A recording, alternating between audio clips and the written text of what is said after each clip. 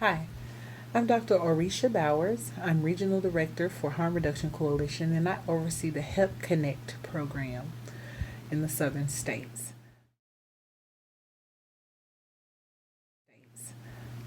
What got me started in harm reduction really was my relationship with a community member who was living with HIV and AIDS. I met Tony in 1998 or 99. I was brand spanking new, fresh off the vine, didn't know anything about HIV other than people had it and some people didn't. I mean, that's really the long and short of it. Um, but through my relationship with Tony, I really learned about how to deliver services from the perspective of a person who was most impacted. And that was really my first introduction into the concept of people first thinking and harm reduction principles. But I didn't have that language at that time period. It wasn't really until maybe around 2007 or 2008 that I met Ron Crowder at Streetworks at a conference in North Carolina. It was the North Carolina Harm Reduction Coalition conference, and at the time, Robert Childs was the executive director out there, and I really got embraced by the harm reduction community during that conference. I met some old school leaders from that time period, um, and really learned, the principles of harm reduction. Um, Dion Haywood of Women with a Vision was speaking at the conference and really, you know, learned about Black people and harm reduction and how um, we were doing this work in communities that were under resourced and underfunded, um, but we were still getting work done, and we were, working with folks who use drugs and helping to save their lives, and working with folks who did sex work and helping to save their lives, and what it was all about. They really just broke it down for me, and I became a student of a lot of these really influential leaders during that time period. So I had the perspective of many people all around the South that were doing harm reduction work, and it really, really kind of catapulted my analysis around racial equity and social justice and human rights. It sharpened my analysis around reproductive justice. It sharpened my analysis around what it meant to really navigate um, conservative spaces and respectability politics in particular as it related to Black folks who were using drugs and being criminalized, and what the war on drugs really was about. So these folks really took me under their wing and really taught me about harm reduction from the standpoint of folks who were most impacted, folks who were out here on the streets doing this work in climates where it was, dangerous for them as leaders to be working in this way. And again, just from folks who were just most touched by these community issues. And my relationship with Tony really sort of was is a place where I can always, it's my warm place where I can always go back to. This was a person who had a lot of intersecting issues, but they took up the time with me to say, hey, do you really want to learn this stuff? And took up the time to really teach me, and I'm forever grateful for that. What I think really needs to be accomplished in the field that I'm in is um, the continued elevation of the lived experience of people who use drugs, the lived experience of people who engage in sex work. We need to continue to lift up these folks' leadership and recognize their expertise. This is their everyday life. This is what This they have the answers that they need to survive and thrive in communities. And so we, as folks in leadership in harm reduction, really need to seek out and promote the knowledge, expertise, leadership of these individuals.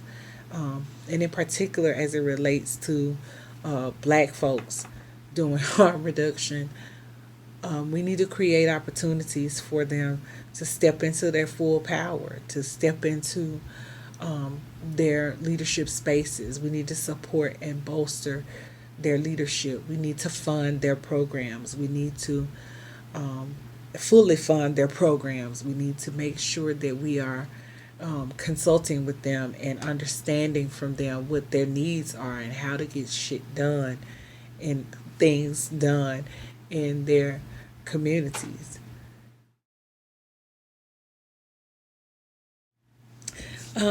At the young, tender age of 12, I received a vision from God in a dream that I would open a a school in the South, that it would be a school that used the arts to help and heal people in the community. That I would establish a place where people, regardless of their ability to pay, would have access to arts related, creative interventions that would help them to live better and do better. And so, as an adult, I established the Orisha Healing Arts Wellness and Spiritual Center. And it is a place where people are able to use the expressive arts uh, modalities for healing. And so I really did become the person that I wanted to be when I grew up, so to speak. And so that is a thing now. Why? My favorite snack. So I'm a sweet and salty person. I like um, snacks that have a sweet side and a salty side. So I would say my favorite snack has to be um, the brownie with walnuts or pecans that has caramel sauce, ice cream, and I could live without the whipped cream and cherry, but I definitely am a fan of a brownie sundae. Um, any day of the week, I can be found enjoying a chocolate thunder down under from Outback Steakhouse. They do them really well. I have not figured out how not to eat the entire dessert, even though it's designed for two. I have not figured out how not to eat the whole thing. Hobby. My hobby is related to creative and expressive arts, so I like to perform. By trade, I'm a trained um, classical um, ballet dancer. I spent many years in junior high, high school, and college dancing, and so I still dance. I love to take a dance class when I have the opportunity, and sometimes with my arts and wellness center, I get the opportunity to teach community classes, and so I use my training to to help heal myself. And then I also like to sing. I'm also a professional singer. I sing with a band called The Bouffants. And you can find us online at www.thebouffants.com. Book us to come out and turn your party all the way up. So I like to sing and dance.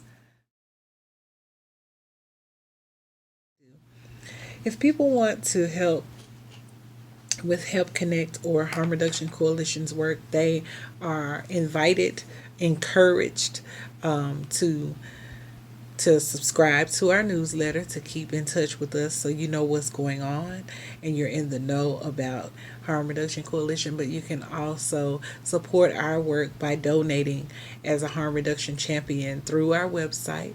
You can give an amount of any size to support our work, and we would be much appreciative. They can support our grantees in our HIP Connect states. Each of our grantees has, a mechanism for how you can donate to them and support their work directly. You can come out to lobby days and go on the Hill with us or our grantees to advocate for public policy changes and mobilize within the community so that we can get these laws changed so that people are not being criminalized for their drug use or mistreated and marginalized in our communities. And last but certainly not least, you can follow us on social media and again keep up with us, read our articles, participate in our conversations, talk to our grantees, send us your prayers, send us your well wishes. You can do so many different things to support our work. And if you would like to connect with us, like I said, subscribe to our newsletter so you're able to stay in the loop about what's happening with HIP Connect or what's happening with Harm Reduction Coalition. And that's all I have.